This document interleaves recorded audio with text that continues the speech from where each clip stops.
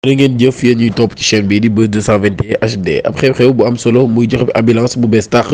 topp ci saytu yaram ci loo dul fay dara ak maye ay garab ca Touba Bogo. askan wi bég nañu ci jëf ju baax ju ñu yàgg xaar sant bu baax jàmbur bii di Cheikh Thioro Mbacké daamaru rawale gi ambulance bi ñu jot ñoom daan nañ ci daal jota nag rawale benn malade fële ca Touba.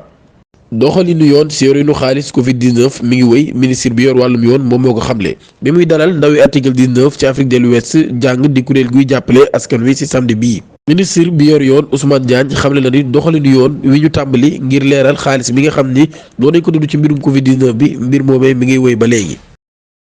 maa ngi sargal hôpital militaire bu Ouakam bi def ñeenteelu yoon muy changé li nga xam ne moo diree ak équipe am bu bokk ci ay doomi Afrique yu bawoo Sénégal performance bi bokk ci jéego yu ñu jël ngir jàppale sunuy waa réew yu am insuffisance rénale waaye itam ngir jàppale wér-gi-yaram tàggat ay spécialiste ci wàllum pàcc yu bawoo ci yeneen réew yu sunuy doomu réew di wëbatiku ngir fàcc loolu jaarul yoon te it dañu ko war a bàyyi bravo hôpital militaire Ouakam ak soldaar yi liggéey ci wàllu wér-gi-yaram loolu di ay kàddu yu Guy Marius Sagna.